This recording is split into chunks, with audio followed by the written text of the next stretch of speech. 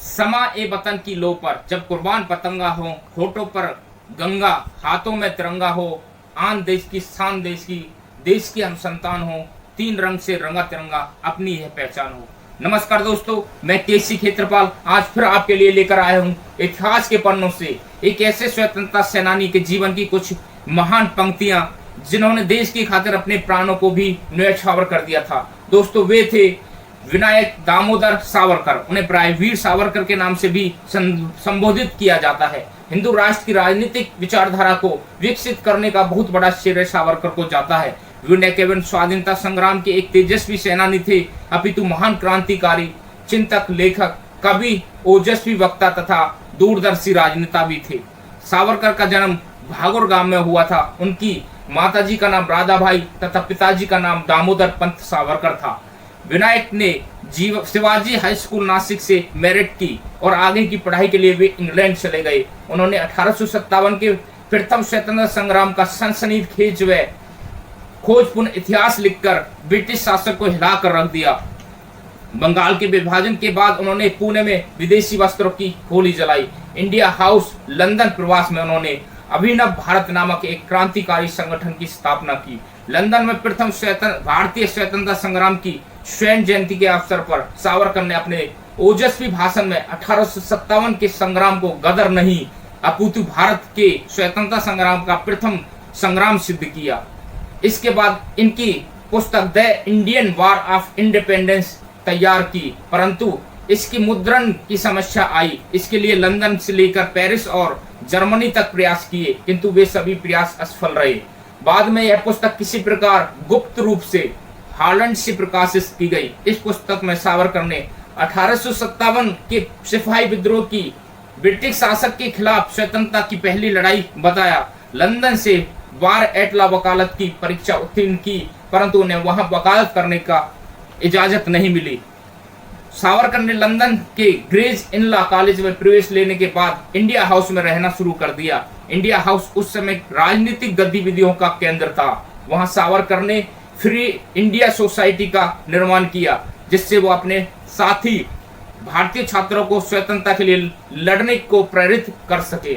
सावरकर ने 1857 की क्रांति पर आधारित the history of war of India independence नामक किताब लिखी। मदनलाल ढींगरा द्वारा विलियम हटकरजन वायली को गोली मार दिए जाने के बाद उन्होंने लंदन टाइम्स में एक लेख लिखा था।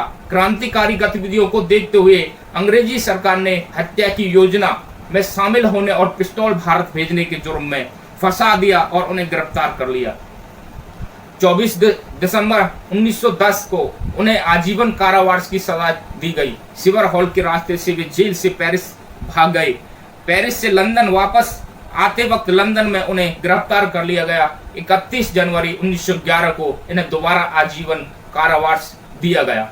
इस प्रकार सावरकर को ब्रिटिश सरकार ने क्रांतिकारी कार्यों के लिए दो बार आजीवन कारावास की सजा दी, जो विश्व के इतिहास की पहली एवं अनोखी सजा थी। नासिक जिले के कलेक्टर जैक्सन की हत्या के लिए नासिक षड्यंत्र कांड के अंतर्गत इन्हें 7 अप्रैल 1911 को काला पानी की सजा पर सेलुलर जेल भेज दिया गया।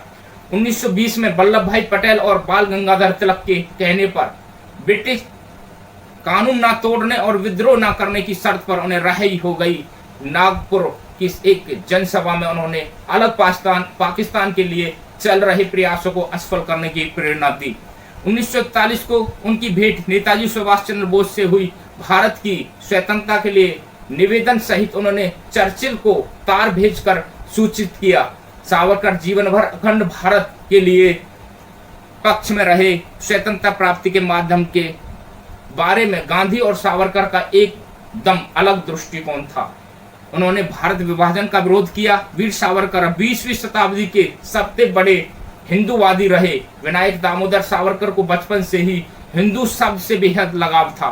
वीर सावरकर ने जीवन भर हिंदुस्तान के लिए ही काम किया। वीर सावरकर को 6 बार अखिल भारतीय हिंदू महासभा का राष्ट्रीय अध्यक्ष चुना गया, जिसके बाद 1938 में हिंदू महासभा को राजनीतिक दल घोषित कर दिया गया। हिंदू राष्ट्र की राजनीतिक विचारधारा को विकसित करने का बहुत बड़ा श्रेय सावरकर को जाता है। देश की उन्नति नवयुवक के शौर्य, धैर्य, त्याग एवं पराक्रम से निर्धारित होती है और मेरा देश ऐसे वीरों के लिए जाना जाता है। ऐसे वीरों और स्वतंत्रता सेनानियों का मेरा सत सत नमन। दोस्तों, मैं केसी खेत्रपाल फिर हाजिर होऊंगा इतिहास के एक पन्ने के साथ। तब तक के लिए नमस्कार, जय हिंद।